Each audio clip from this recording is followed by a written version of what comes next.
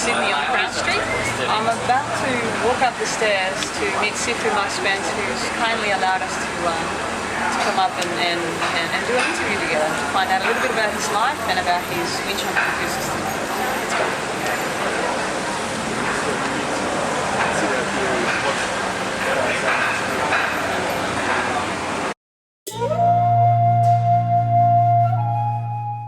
Started in Chun in 1984, so 30 years ago.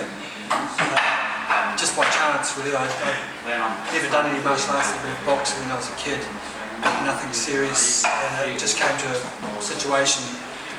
I actually split up with a girlfriend, and I was playing a band at the time. I was a musician, that's what I did before I did this. And my band broke up, and my girlfriend and I broke up at the same time, so I had time on my hands. A mate of mine was going on to Jim Fulton's Wing Chun, so I went on to have a look, and that's how it started.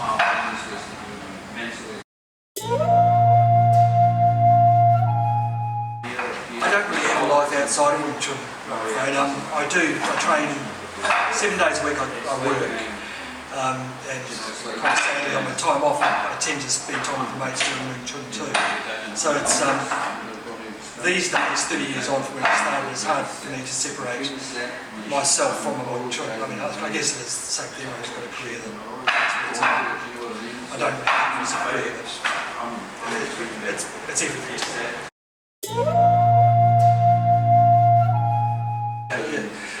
Very little. I'm lucky. My wife is just like an angel. It's my second marriage. We've been married to, I don't know how long, 11 years, 12 years been together, and married a couple years after we met. And she's a really unusual lady. She's Japanese, and she was brought up in a Buddhist temple. Her family owned this temple for 500 years, and so she was brought up in this extremely rarefied atmosphere. And she went straight from that, she got married to a Japanese executive and came to Australia. So I want to say she's like an angel, she really is. And she's just, because I'm basically, I think, selfish, I've never compromised with Wing Chun. I've always just done it all the time. And I've expected her to fit in. And I was doing that when she met. She kind of understands, and she's not the person who needs a lot of monitoring or attention or anything really. She's happy if she looks like talk to her occasionally and get along. So I don't think it really brings much to the family life at all.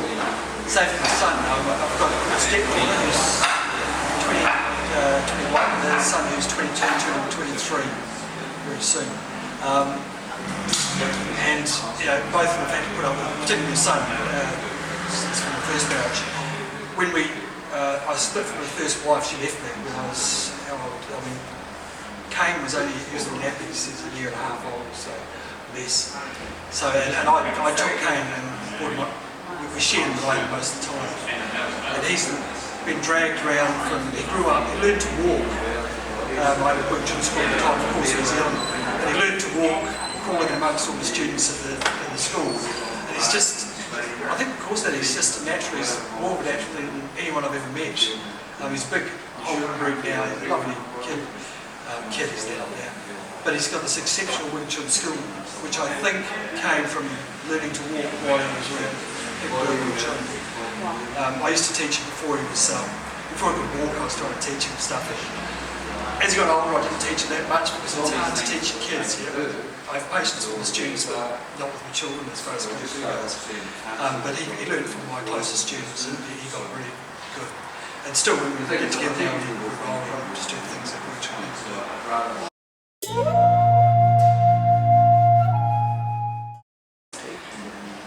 It's kind of hard to say because I've done it for so long, and I was a pretty immature guy when I started doing it, so it's hard to know what's natural maturity and how the training's affected me. But if I had to, say, I think it's made me calmer.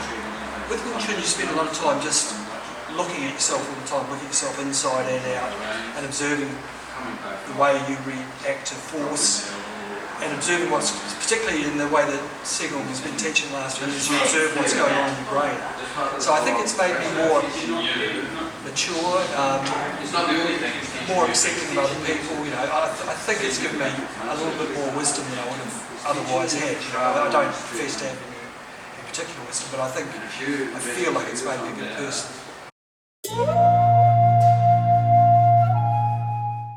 When I said wisdom, I probably should have said patience. I don't think I understand things that much better, but it's taught me to know that, I think.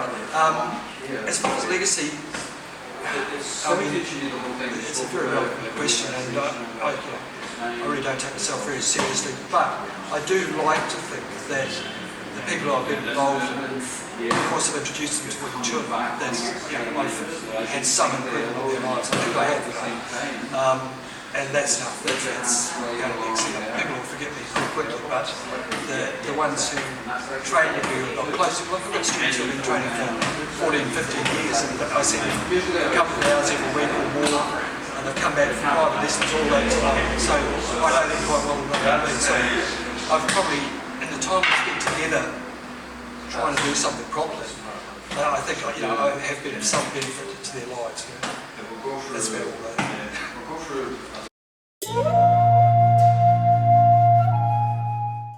In Sydney, it was probably a year or so after I started training, because he was in Adelaide at the time. And the first time that I met him properly, he came in the evening and all the instructors were in there to greet him and that. And it was actually not a particularly good situation. What happened was he came in and sort of spoke very briefly to us, and then he went out in the back room with a few of the Chinese guys and spoke with them for quite some time. Because we'd been instructing us all the time, we were left waiting there for, it seemed like ages, maybe it was 15 minutes or half an hour or so. And I actually got annoyed with it and left early, because I just didn't want to wait around for him. So that's probably the first time I met him.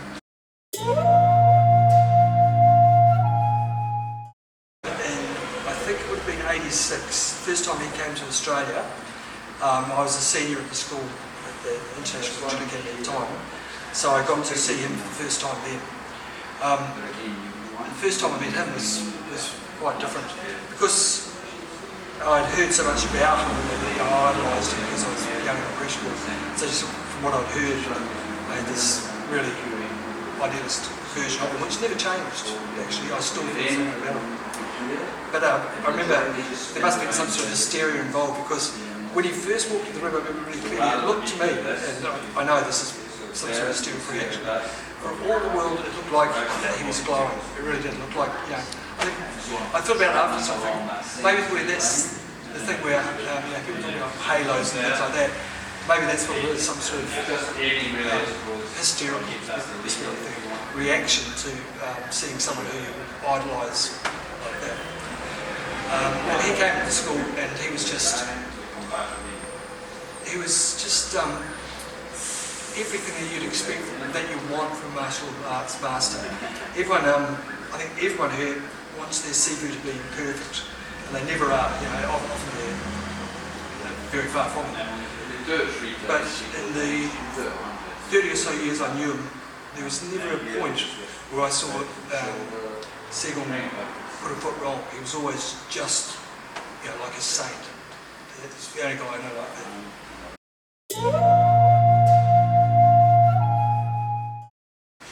It means the world. It's really nice to know that there's people out there like that. He's the only guy I've ever met like that. I've never haven't had a relationship with anyone else remotely like that, and I've never taken anyone so seriously as I did him.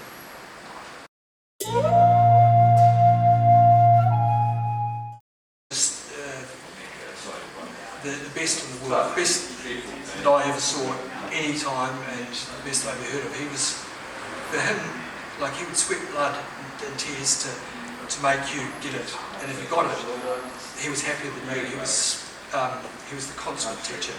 And the first time I went to Hong Kong, straight away, like within the first 10 minutes, he was getting me to do things that I hadn't been able to do up to then. So he was the most skillful teacher in the world, and also the most passionate. He did it, his whole life was passionate.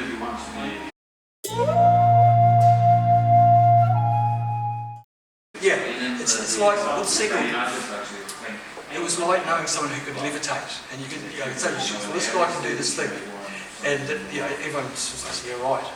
And you take him there and he does it. He could throw anyone around the room, no matter how big they were. I've taken guys who were 6'6", built, no one could ever stop him. So it was just, apart from anything else, it was just fun because this guy would never ever let me down. And every single person I've taken, dozens and dozens of people over the years. You can see on the walls, all the photos of all these people who went there. Everyone was blown away, but they were all converted.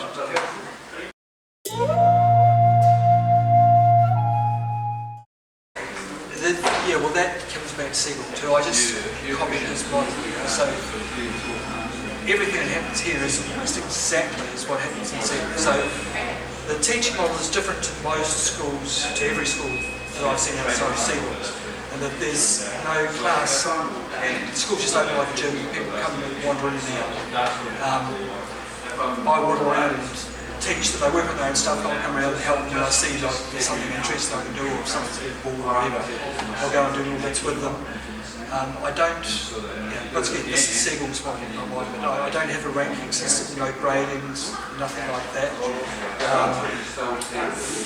Which is really helpful because my experience in schools with rankings was that it got in the way of the information transfer. If someone feels that they're a Sele to someone else, they stop learning off that person. And in here, it's really nice that I think because they've had access with Sele, it blows your ego away. You can't have an ego because you realise here's this guy who could do everything so much better than you'll ever be able to. So everyone here is, I think, is very relaxed and giving in the way that they train and teach. Everyone helps everyone else. I've never had an incident of someone getting their nose out of joint, getting upset or breaking into a fight because people try to prove anything. Everyone's just chilled. Once again, that's Sele's model, and I don't do it as well as him, of course, but I'm trying to copy his way of running the school.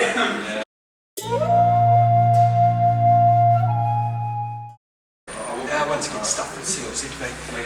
One of the really interesting things he said to me, which really helped, was don't be methodical.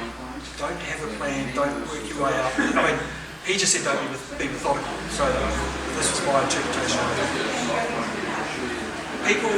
The hardest people to teach are those who are goal-orientated and ambitious and like to achieve. They just don't get it, and they generally drop out and they never get really skillful. People who are more chilled and just go with the flow, they pick it up. And, I'll give you an example of not being methodical. When Sele changed his way of teaching, he started talking about singing the spine, and lift the spine up, put the space between the joints, and all that. Because I was stupid. I decided, okay, well, I'll do one at a time, I'll get that one right, I'll get the next one right. And what happened over the first year or so of doing that is that I went to Hong Kong and said, oh, your spine's terrible. And I had a big gap at one spot and other bits were crunched up on that. Because I was doing this thing which engineers tend to do it, where they want to take things apart, work on one bit, and then put it back in the hole. And Wing Chun doesn't work like that. You have to approach it holistically. You have to feel the whole body all the time. So it's not good to say, I'll do this good or that good way, or I'll get that muscle relaxed and then the other one. It's ridiculous because we're trying to harmonise the body and balance the body and the mind into one unit. And by taking it apart and working on that one unit, you lose all chance of that ever working. So that was one thing he said to me, don't be methodical, that was really helpful. And then I just started going with the flow, and things happen much easier. The other big thing was don't try too hard, and that's, as a message to pass on to anyone, that would be my first message. Stop trying so hard, it doesn't help. You've got to throw yourself into things and do it with passion.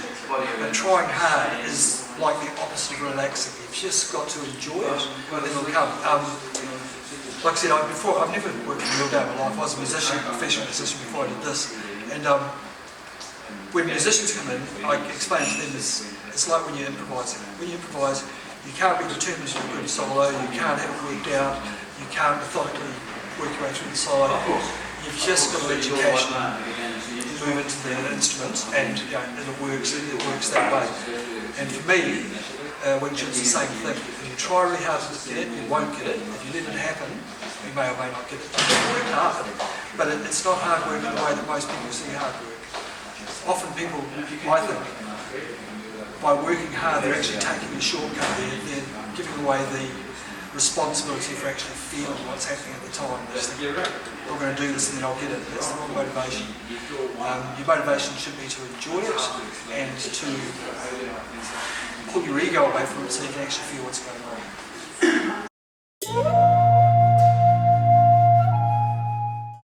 My favourite food is Japanese. Japanese. Yeah, absolutely. Yeah. Absolutely. We're in Surrey Hills, Sydney, next to the Dolphin Hotel on Crown Street. If you just look up the website, it's chisauclub.com.au.